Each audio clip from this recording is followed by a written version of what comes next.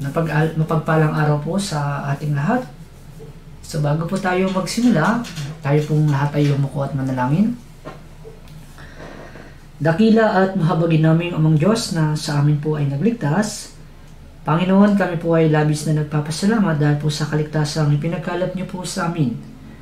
Maraming salamat po na bagaman kami po ay miserableng makasalanan, ikaw po ay nahabag at isinugo mo po ang iyong tanging anak na si Jesus upang magdusa doon sa krus at magdanak ng kanyang napakalang dugo para mapatawad kami sa lahat ng aming mga kasalanan. Panginoon, sa tuwing naalala po namin itong dakilang biyayang ito, Panginoon, hindi po namin alam kung paano po ito susuklian. Panginoon, tulungan niyo po kami, Panginoon, na makapamuhay po kami ng naayon po sa iyong kalooban. Alam po namin, Panginoon, na kung bakit niyo po kami iniligtas sa upang makasama niyo po sa kaharian ng Diyos at dahilan kung bakit hanggang sa ngayon ay nabubuhay pa po kami ay dahil meron pong mahalagang layunin, Panginoon. Nawa, Panginoon, makapamuhay po kami ng maayos ayon po sa iyong kalooban at maibahagi po namin ang salita ng Diyos sa maraming mga tao, Panginoon. Panginoon, sa oras na ito, dumadalangin po kami na tulungan niyo at samahan niyo po kami na maunawaan po namin yung aming mapag-aaralan. At ako po bilang magbabahagi, ako po ay dumadalangin, Panginoon, na pagkalooban niyo po ako ng sapat na karunungan sapagkat ako po ay sa lahat sa kaalaman, walang sapat na karunungan, kaya pakiusap po, Panginoon, tulungan niyo po ako. Kaya sa simula po at hanggang sa pagtatapos nito, ay sa ilamang po kami aasa at magtitiwala. Ito po yung aming samot dalangin sa pangalan ni Jesus. Amen. Muli po, magandang araw po. So, ang title po ng ating pag-aaralan sa Church School po, David and Triple Prince. So, yung scriptures po o yung mga talata, makita po natin sa ikalawang Samuel chapter 4 verse 4 at sa ikalawang Samuel chapter 9. So, dito po sa script, babasahin ko po. Ang Panginoong Diyos ang hari at namumuno sa Israel.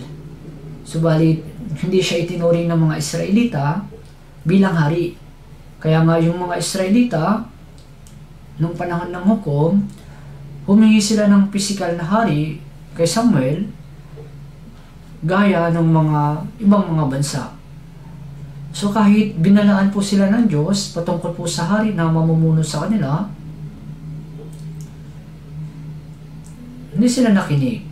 Bagkus po, pumilit sila na humingi ng isang hari. Dahil doon, binigyan sila ng hari ng Diyos at ang unang hari, gaya po ng nalalaman natin, si Haring Saul. Sa una po, si Haring Saul, meron siyang mapagpakumbagang puso, subalit di kalaunan, siya po ay naging mapagmataas sa harapan ng Diyos, kaya nga itinakwil siya at ang naging hari sa Israel po ay si Haring David. Golden years ng panahon po ni Haring David. So nung bata pa po si David, merong digmaan po sa pagitan ng Israelita at mga Filisteo. So, hinamon po ng magiting na mandirigma ng Filisteo na si Goliath, yung mga Israelita po. So, nung marinig nila yung hamon ni Goliath, natakot yung mga Israelita. Nagsitakas po sila sa harapan ni Goliath. Subalit, nang marinig po ito ni David, hindi siya natakot. Si David po yung lumaban kay Goliath at sa tulong ng Diyos, napatay niya si Goliath. Pagkatapos po nito,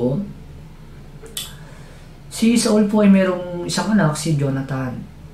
At itong si Jonathan po, labis niya pong minahal si David gaya ng kanyang sariling kaluluwa.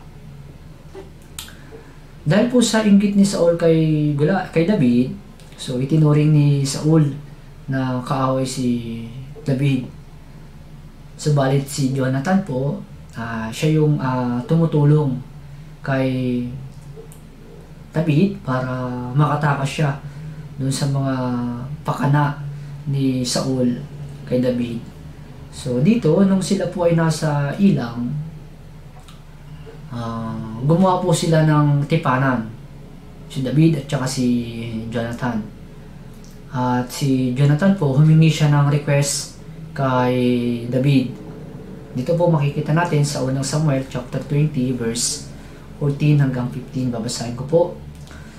Kung ako'y buhay pa, ipakita mo sa akin ang tapat na pag-ibig ng Panginoon. Ngunit kung ako'y mamatay, Huwag mong puputulin ang iyong kagandahang loob sa aking sambayan kahit na ginantihan na ng Panginoon ang lahat ng mga kaaway ni David sa balat ng lupa. So ito po yung request niya kay Haring David. So nung panahon po na may digmaan sa pagitan ng Israelita at mga Filisteo, si Saul po ay namatay. Kasama po ang kanyang mga anak, kasama na doon si Jonathan. Nang mamatay po itong si Jonathan, meron siyang anak, Mephibosheth po ang pangalan, at 5 taon po siya nang mamatay itong anak. 5 taong gulang po si Mephibosheth nang mamatay po si Jonathan. Tapos po, pagkalipas po ng mahabang panahon, ilang taon, itong batang si Mephibosheth, at sa paglipas ng panahon, nagkaroon po siya ng anak. So may kita po natin yan sa 2 Samuel chapter 9 verse 12. So si Mephibosheth, bata pa po siya nung mamatay yung kanyang ama na si Jonathan.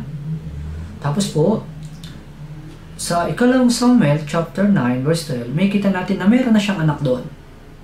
So simula po nung gumawa ng tipanan o humingi ng request si Jonathan kay David, at magmula po rito sa 2 Samuel chapter 9 verse 12 ay habang panahon po yung pagitan nila. So ibig sabihin, kahit na ganun po katagal na yung nakalipas na panahon, ay tinupad po ni David yung nirequest sa kanya ni Jonathan. At ito pong si Mephibosheth na anak ni Jonathan ay itinuring pong sariling anak ni David. Kasi nga po yung request ni Jonathan kay David ay huwag mong puputulin ang iyong kagandahang loob sa aking sambayan. So pinakita ni David kay Mephibosheth yung kagandahang loob na ni-request ni Jonathan. So dito, makikita natin na si Mephibosheth ay anino po ng mga born again Christians.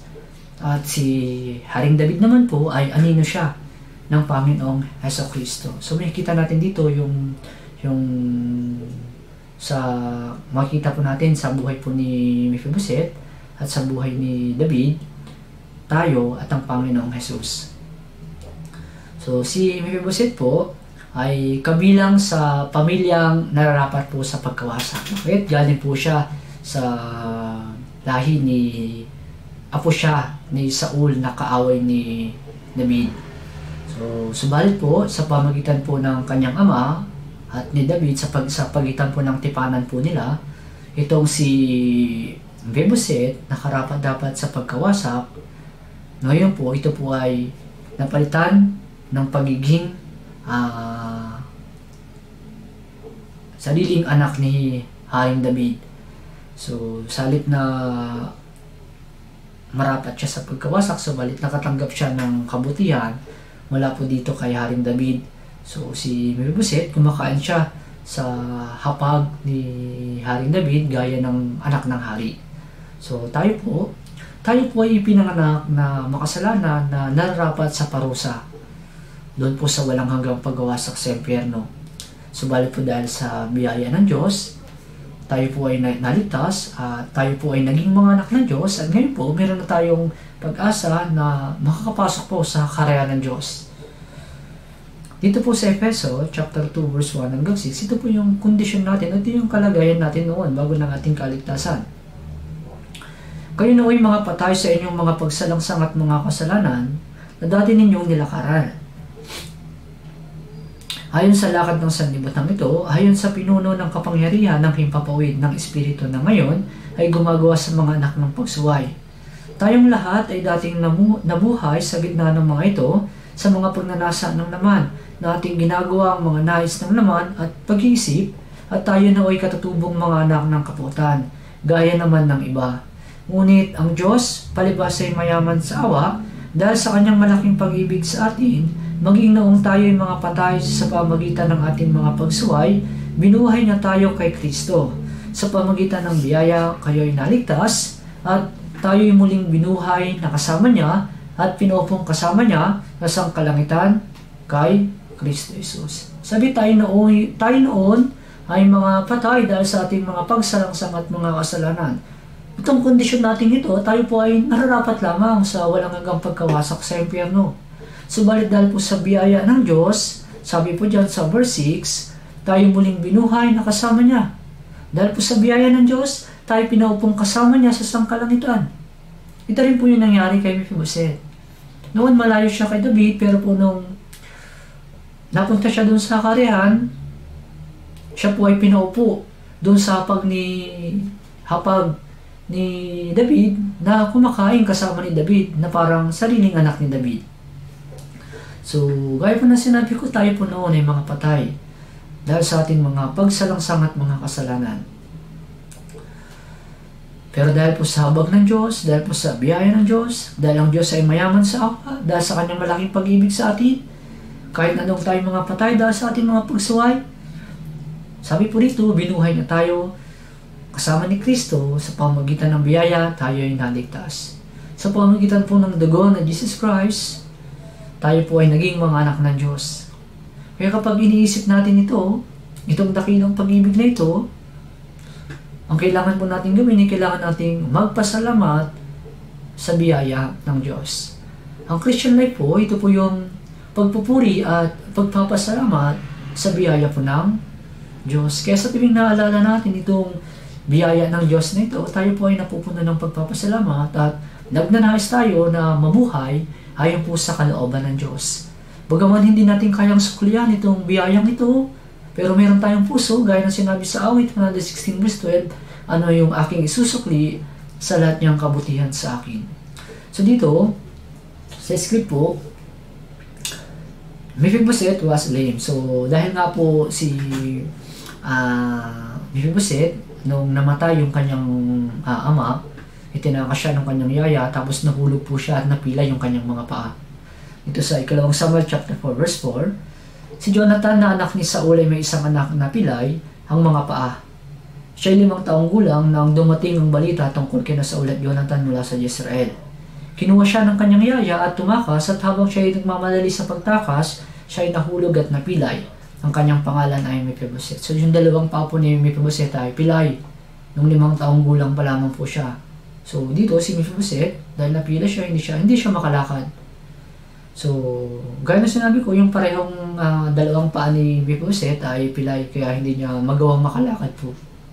So, gaya ni Mephibosheth po, bago po tayo maligtas, tayo po ay pilay spiritually po.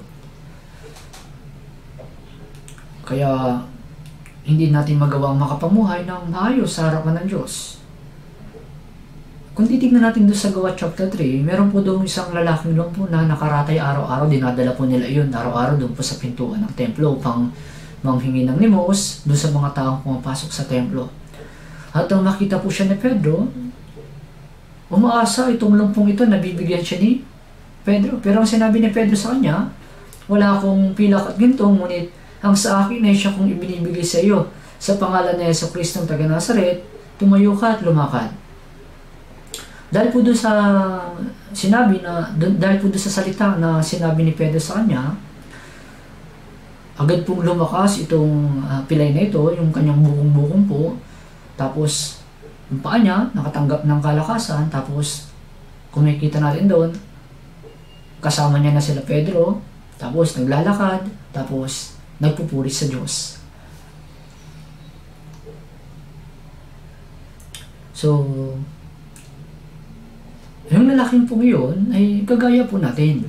Na noon po ay nakatuon lamang po tayo dito sa mga makamundong bagay dito sa libutan. Ngunit nang marinig po natin ang ebanghelyo ng kaligtasan at sinampalatayanan, pinaniniwalaan po natin yung biyaya ng Diyos, tayo po ay naligtas, at ngayon po, tayo po ay makakalakad na nakasama ng Diyos at pinupuri ang Diyos. Kaya pagkatapos po ng ating kaligtasan, kailangan po nating lumakad nakasama ng Diyos, lumakad na bilang karapat-dapat na anak ng Diyos na nagbibigay ng kaluwalhatian sa Panginoon. Kaya makikita natin sa 1 Thessalonica chapter 4 verse 1, ito yung pinag-uutos sa atin. Katapos-tapusan mga kapatid, hinihiling namin sa inyo, nakikiusap kami sa Panginoong Jesus, yung mga natutunan ninyo sa amin kung paano kayo dapat lumakad at magbigay lugod sa Diyos. na tulad ng inyong ginagawa, ay gayon dapat ninyong gawin at higit pa. Sabi ni Apostol Pablo sa mga taga-Thessalonica, na yamang natutunan ninyo sa amin kung paano dapat lumakad at magbigay lugod sa Diyos. Kaya nga sa pamagitan po ng salita ng Diyos, tinuturuan po tayo kung paano dapat tayo lumakad, tinuturuan tayo kung paano tayo mamuhay bilang mga anak ng Diyos. Pagkatapos ng kaligtasan natin, kung lalayo tayo sa church, hindi tayo matuturuan kung paano dapat tayo lumakad bilang anak ng Diyos. Diba yung isang sanggol, sa piling ng kanyang mga magulang, siya po ay tinuturuan. Tinuturuan ng maraming bagay, tinuturuan maglakad, hanggang sa makaya niyang maglakad mag-isa. So tayo po rin, bilang mga anak ng Diyos, kailangan nating manatili sa church, dahil dito, natuturuan po tayo kung paano tayo lumakad bilang karapat-dapat na anak ng Diyos. Ito po, si Mephibosheth, nakatira po siya sa Lo-debar. Ikalawang Samuel chapter 9 verse 4, at sinabi ng hari sa kanya, saan siya naroon? Sinabi ni Siba sa hari, siya ay nakatira sa bahay ni Makir na anak ni Amiel sa Lo-debar. So nagtanong si David kung meron pa bang natitirang anak si Jonathan. Nung sinabi nila, meron po. At nung tinanong ni David, saan siya naroon? Sinabi nila, nandoon daw siya sa Lo-debar. Yung Lo-debar po, matatagpuan po ito sa silangan bahagi. Pag tumawid ka po dun sa Ilog Jordan, naroon po yung nasa bandang silangan po, pag tinawid mo po yung Ilog Jordan, naroon po yung Lo-debar. Yung Lo-debar po ay isang tigang na lupain. Ibig sabihin, mahirap po para sa tao yung mamuhay doon. Kung bakit siya doon tumira, para lumayo kay David. Kasi alam niya na yung kanyang lolo, si Saul, ay kaaway po ni David. Para maprotektahan niya yung sarili niya, inaakala niya kasi na baka pag malapit siya kay David, ay mapahamak din siya kasi iniisip niya nga baka gantihan siya ni David dahil alam niya na si Saul ay tinugis yung buhay ni David, kaya nanirahan siya dun sa malayo kung saan nanirahan siya dun sa malayo kay David. So dito, maunawaan po natin na dahil po sa kasalanan, yung tao po ay lumalayo sa Diyos. Dahil po sa kasalanan, yung tao po ay sinusubukang lumayo sa Diyos.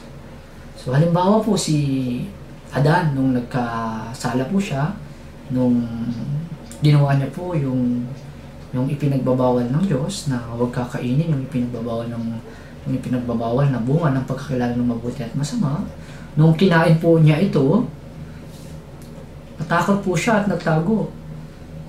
Nung tinatawag siya ng Diyos, saan ka naroon? Sabi ng Diyos sa kanya, sabi ni Adan kay sa Diyos, ako'y natakot. Ako'y nagtago sapagkat ako'y hubad. So dahil sa kasalanan, yung tao nagagawang magtago sa Diyos.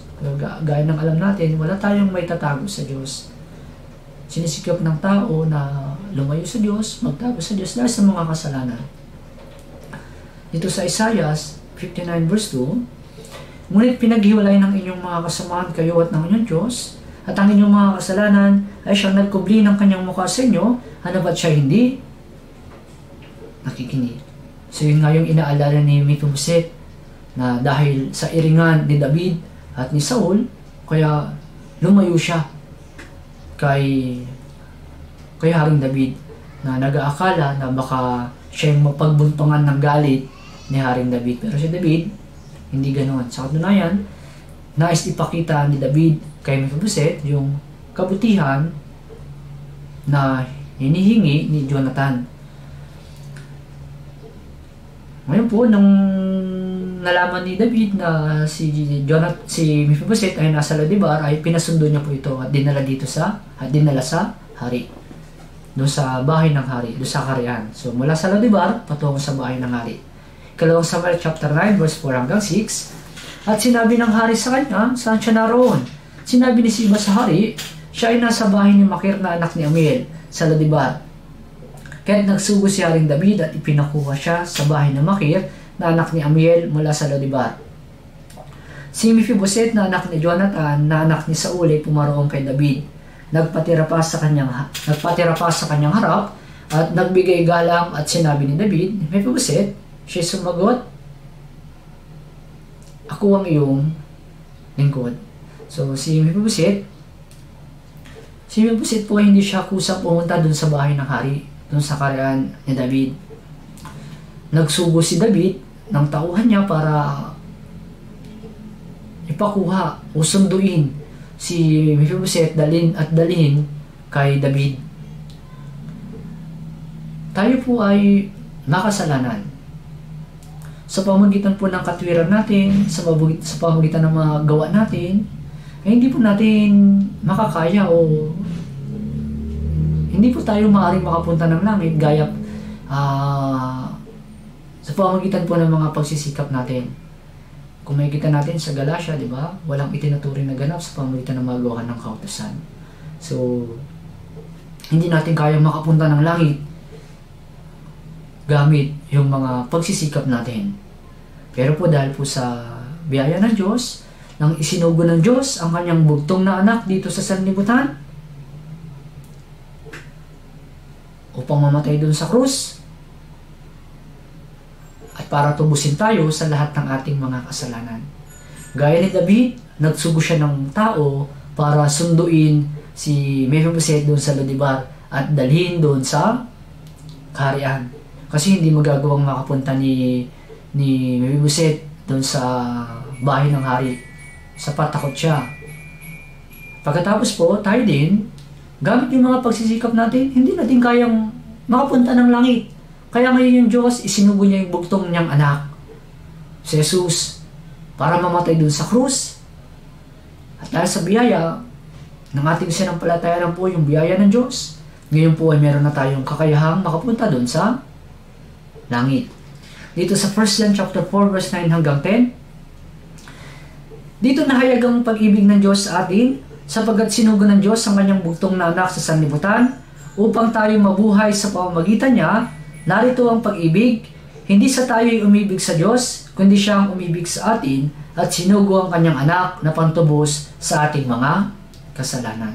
Sabi diyan, sinugo niya yung bugtong na anak niya, para mamatay dun sa krus, para tubusin tayo sa lahat ng ating mga kasalanan.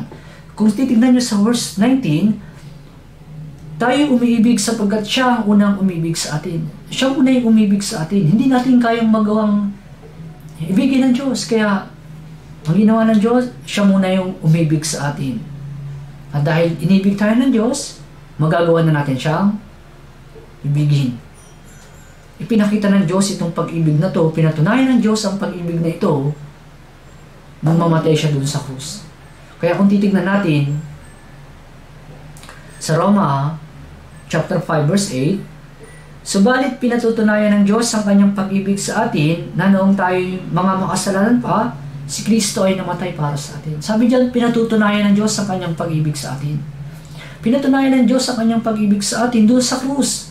Sabi diyan, noong tayo yung mga makasalanan pa. Kaya yung love ng Diyos, unconditional. Sabi diyan, noong tayo yung mga makasalanan pa. Hindi noong tayo yung mga matuwid. Noong tayo yung mga makasalanan pa, si Kristo ay namatay para sa atin. Yan yung unconditional love. Kahit na makasalanan tayo, namatay siya doon sa krus para lang maligtas tayo at huwag tayong mapunta doon sa walang hanggang pagkawasak sa impyerno. Kaya ngayon meron tayong pag-asa na makakapasok o makakapunta doon sa kaharian ng Diyos. Gaya ni Mephibosheth. Nakapunta siya doon sa kaharian ni David. Kaya kung titignan natin sa Colossus chapter 1 verse 13 hanggang 14, iniligtas niya tayo sa kapangyarihan ng kadiliman, nilipat niya tayo sa kaharian ng kanyang minamahal na anak, nasa kanya ay meron tayong katubusan na siyang kapatawaran ng mga kasalanan. Para makapunta tayo sa kaharian ng kanyang minamahal na anak, ano yung requirements? Dito po. Kailangan mapatawad yung kasalanan natin. Sabi po diyan, nasa kanya meron tayong katubusan na siyang kapatawaran ng ating mga kasalanan. Nang mapatawad po yung lahat ng ating mga kasalanan, past, present at saka future sa pamamagitan pa ng dugo ni Jesus, tayo po ay nagkaroon ng katiyakan na tayo po ay makakapasok o makakapunta sa kaharian ng kanyang minamahal na anak. Nalipat na po yung ating posisyon. Dati wala tayong pag-asa, saan tayong patungo natin? Sa impyerno. Pero sabi dito, subalit ngayon, inilipat tayo sa kaharian ng kanyang minamahal na anak. Ngayon po, tayo ngayon po ay nasa pangangalaga na ng ating pastol. At ang ating pastol ay ang Panginoong Jesus. Kaya sa pamagitan po ng ating pastol na ang Panginoon, tinutustusan niya tayo at ibinibigay niya sa atin yung salita o yung kinakailangan natin sa ating Christian life. Sabi dito sa awit 79 verse 13, kung gayon, kaming iyong bayan, ang mga tupa sa iyong pastulan ay magpapasalamat sa iyo magpakailanman sa lahat ng salilahi, ang magpupuri sa iyo ay aming isasalaysay. Chapter 95 verse 7, sapagkat siya ating Diyos at tayo'y bayan ng kanyang pastulan at mga tupa ng kanyang kamay. Chapter 100 verse 3, kilalanin ninyo ang Panginoon ay Diyos. Siya ang lumalang sa atin at tayo'y sa Kanya. Tayo'y Kanyang bayan at mga tupa ng Kanyang pastulan. So, di ba, sabi sa Isaias, tayo noon ay gaya ng tupang naligaw at bawat sa atin ay lumihis sa Kanyang sariling daan. Namuhay tayo na walang pastol noon. Pero ngayon, bumalik na tayo sa tagapangalaga ng ating kaluluwa. Kaya tayo bilang mga born again Christian, tayo po yung bayan ng Diyos na naging tupa ng kanyang pastulan. Kaya bilang tupa ng Diyos, dapat tayong magsama-sama sa church upang makinig ng salita ng ating pastol. Di ba? Yung tupa, pag umalis siya dun sa kawan, ay mabibigay siya sa kamatayan. Naroon yung panganib, leon na maaaring sumakmal sa kanya. So, tayo bilang mga anak ng Diyos, hindi dapat tayo lumayo sa kawan ng Diyos. Dahil sa kawan ng Diyos, andun yung pastol natin, andun natin napapakinggan yung kanyang tinig. Kaya sa John chapter 10 verse 1 hanggang 4, katotohanan ang sinasabi ko sa inyo, ang pumapasok sa hindi pintuan ng kulungan ng mga tupa, kundi umakyat sa ibang daan, ang taong iyon ay tulisan at magnanakaw. Ngunit ang pumapasok sa pintuan ay isang pastol ng mga tupa. Pinagbubuksan siya ng bantay sa pinto at pinapakinggan ng mga tupa ang kanyang tinig. Tinatawag niya ang kanyang mga tupa sa pangalan at sila ay inihahatid papalabas. Kapag nailabas na niya ang lahat ng kanya, ay nangunguna siya sa kanila at sumusunod sa kanya ang mga tupa. Sapagkat kilala nila ang kanyang tinig, ngunit hindi sila sumusunod kailanman sa iba, kundi lalayo sila sa kanya sapagkat hindi nila kilala ang tinig ng iba. So tayong mga tupa ng Diyos, tayong tupa na dapat manatili sa kawan na nakikinig ng tinig ng ating Panginoong Jesus. Dito po sa script natin, ang dahilan kung bakit dinala ni Haring David si Mephibosheth sa kanyang kaharian ay upang siya ituring na isa sa mga anak ng Diyos. Ikalawang Samuel chapter 9 verse 1, nagtanong si David, may nalalabi pa ba sa sambahayan ni Saul upang aking mapagpakitaan ng kabutihan halang-alang kay Jonathan? Tinawag ni Haring David si Mephibosheth at itinuring na anak, hindi dahil siya ay may ginawang mabuti. Ito po yung maganda nito. Itinuring ni David si Mephibosheth bilang kanyang anak, pinatira doon sa kaharian, hindi dahil may ginawang kabutihan ito si Mephibosheth, kundi dahil po doon sa pagkakaibigan ni Jonathan at ni David. Dahil po sa tipana na ginawa ni David at ni Jonathan. Hindi dahil sa mga ginawa ni Jonathan, ay ni Mephibosheth, kundi dahil po sa request ni Jonathan kay David. Si Haring David, so nung ipinatawag ni Haring David itong si Mephibosheth, itinuring niya po na kanyang sariling anak. Sabi ni Haring David,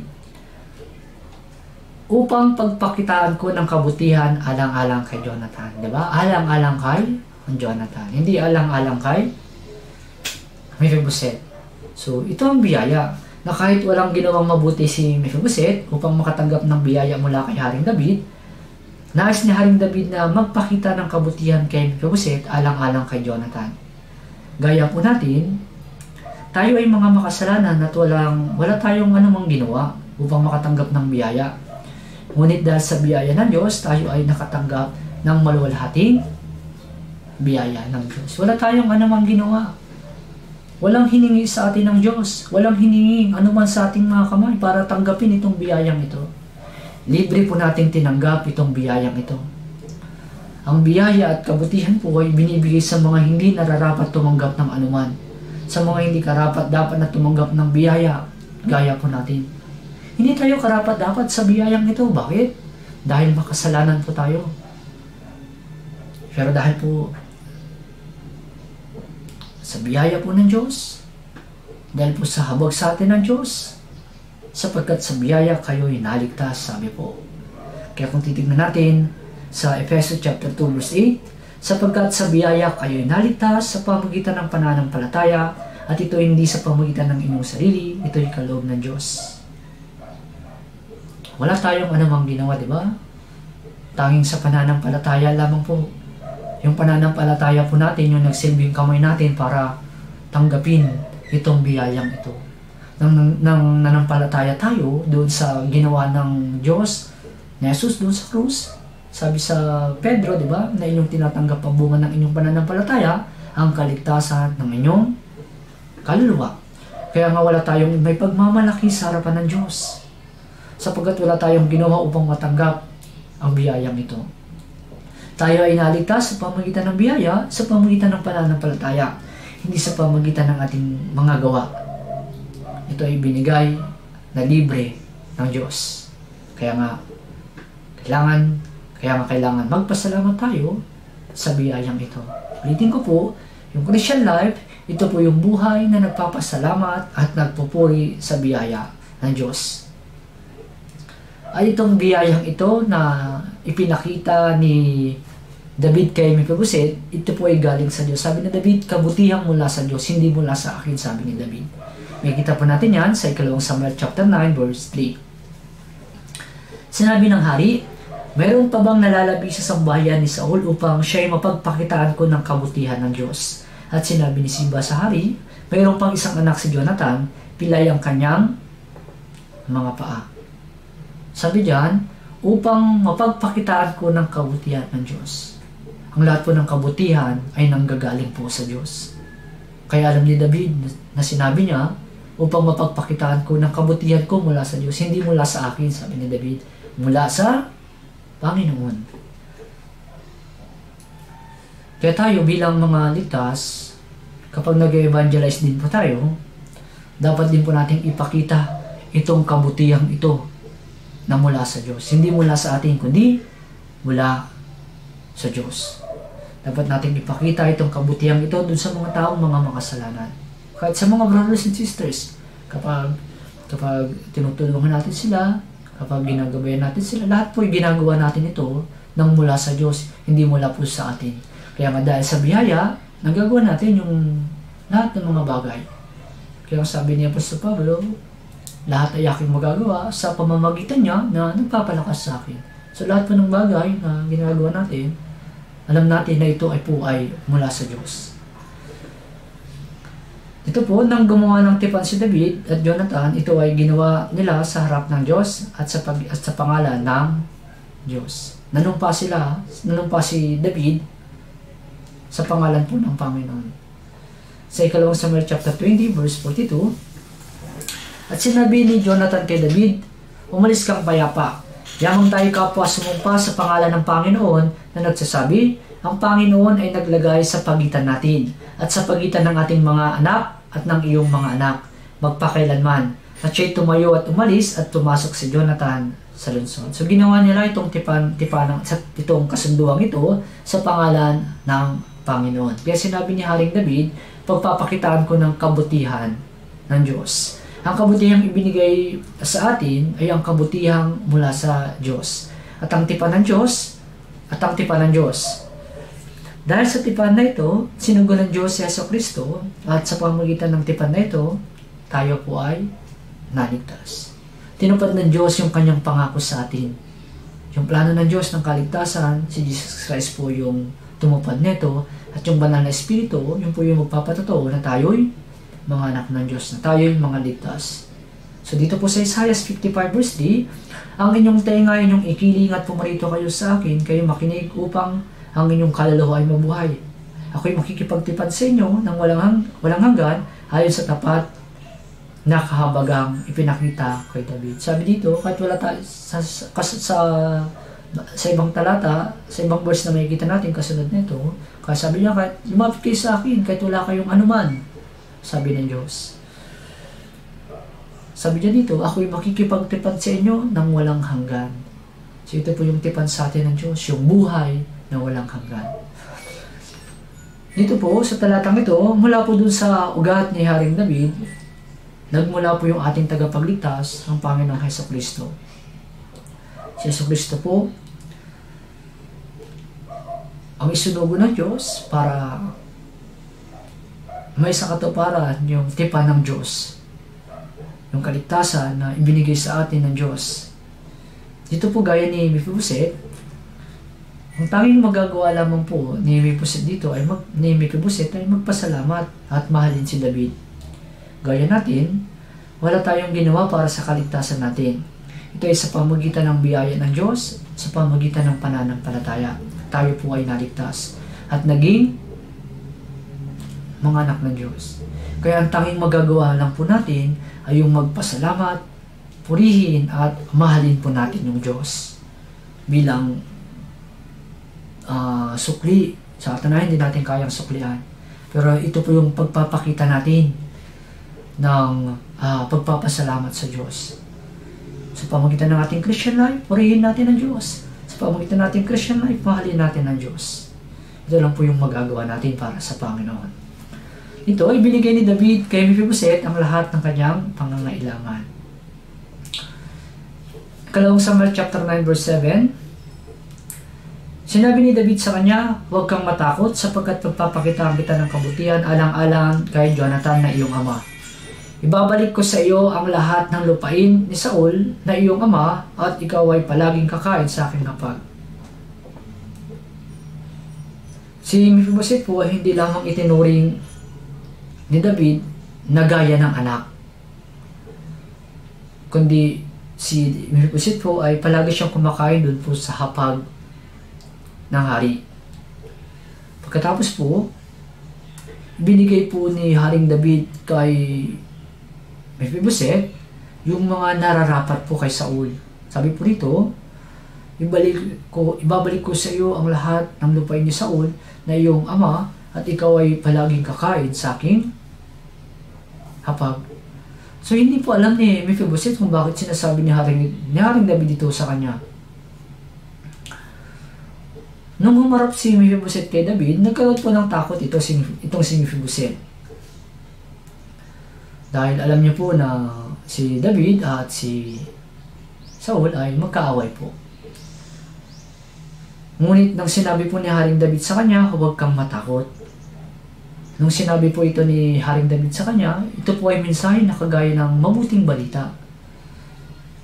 Nung may takot siya, si Mephibosheth, nung umarap siya kay David, may takot siya, pero nung sinabi ni David, huwag kang matakot.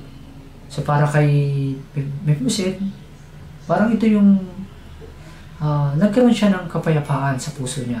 Nawala yung takot sa puso niya kasi sinabi ni David, huwag kang matakot. Tayo din po. Tayo po, nang tayo ay nasa Bible seminar, nung humarap po tayo sa salita ng Diyos, lalo sa fourth session, nung maunawaan natin tayo ay makasalanan, nararapat sa walang hanggang pagkawasak sa impyerno, nagkaroon tayo ng takot sa ating mga puso. At dahil doon nagsisi tayo, napakinggan natin yung salita ng Diyos na dahil sa kasalanan natin pumunta tayo sa impyerno at nagkaroon tayo ng takot sa ating mga puso. Pero nung mapakinggan po natin yung mabuting balita, yung lahat ng ating mga kasalanan na patawad sa pamamagitan ng dugo ng Panginoong Hesus, nagkaroon po ng kapayapaan sa ating mga puso nung marinig natin yung Ebanghelyo. Nung sabi ng Diyos, kapayapaan ang sumainyo. Nagkaroon tayo ng kapayapaan sa ating puso, na wala yung takot sa puso natin na mapupunta tayo sa impyerno, kundi nagkaroon tayo ng kapayapaan na ngayon ay sa langit na tayo pupunta. Dito sa ikalawang Samuel chapter 9 verse 9 hanggang 10, na magkagi tinawag ng hari si Siba na lingkod ni Saul at sinabi sa kanya, lahat ng nauukol kay Saul at sa kanyang buong sambayan ay aking ibinigay sa anak ng iyong Panginoon. Ikaw at ang iyong mga anak, mga alipin ay magbubungkal ng lupa para sa kanya. At iyong dadalhin dito ang mga bunga upang ang anak ng iyong Panginoon ay magkaroon ng tinapay na makakain. Ngunit si Mephibosheth na anak ng iyong Panginoon ay palaging kakain sa aking hapag. Si Siba ay may 15 anak na lalaki at 20 halipin. Dito po sa pamagitan ng verse nito, maunawaan natin kung gaano kalaking biyaya yung tinanggap po ni Mephibosheth kay Haring David. Si Mephibosheth po ay mula sa lahi ni Saul na nararapat na mapuksa. Subalit dahil po sa tipan ni David at ni Jonathan, pinagpakitaan po ni David ng kabutihan itong si Mephibosheth. Gaya pa na sinabi ko sa inyo kanina, si Mephibosheth po ay anino ng mga born again Christian. Tayo ay nararapat sa walang hanggang pagkawasak sa impyerno dahil sa lahat ng ating mga kasalanan. Subalit po dahil sa tipan ng Diyos, tayo po ay naligtas sa pamagitan po ng biyaya ng Diyos. Ang tanging maaari lamang po natin gawin ay ang purihin ng Panginoon, pasalamatan ng Panginoon sa kaligtasang natanggap po natin. Hindi lamang kaligtasan ang ibinigay sa atin ng Diyos, kundi siya din po yung magbibigay ng lahat ng kinakailangan natin para mag-grow tayo sa ating Christian life. Kaya nga sa Roma chapter 8 verse 32, siya na hindi pinagkait ng kanyang sariling anak, kundi ibinigay dahil sa ating lahat, bakit naman hindi ibibigay sa atin nang walang bayad ang lahat ng mga bagay? Kaya kapag tayo po ay mananatili sa church, mananatili sa Diyos, matatanggap natin po yung lahat ng kinakailangan natin para sa ating Christian life para makapagpatuloy po tayo sa buhay pananampalataya. So hanggang dito na lamang po at tayo pong lahat ay yumuko at manalangin. Dakila at makabagay naming amang Diyos, Panginoon, nagpapasalamat po kami sa napakadakilang biyaya, Panginoon. Bagaman kami po noon ay miserableng makasalanan, dahil sa lahat ng aming mga kasalanan, kami po ay pumunta sa impyerno. Kami po ay patay sa iyong paningin noon bago ng aming kaligtasan. Wala po kaming pag-asa, subalit ikaw po ay hinahabag sa amin. Wala po kaming anumang ginawa, ikaw po yung kumilos para po mapatawad kami sa lahat ng aming mga kasalanan. Kami po noon ay malayo sa Diyos, namuhay sa kasalanan, subalit po nang isinugo mo po ang iyong bugtong na anak na si Jesus, 2,000 years ago, Panginoon, nang aming sinampalatayanan po ang biyaya na ginawa niya doon sa krus. Kami po ngayon ay inilipat mo po sa iyong kaharian, Panginoon. Kaya sa tuwing inaalala po namin ang biyayang ito, kami po ay napupuno ng pagpapasalamat. Nawa, Panginoon, sa pamagitan po ng aming buhay, sa aming buhay, sa aming Christian life, ay mapasalamatan ka po namin, mapapurihan ka po namin, at mamuhay po ayon po sa iyong kalooban. Panginoon, muli po, maraming salamat po. Ito po yung aming samang dalangin sa pangalan ni Jesus. Amen. Salamat po.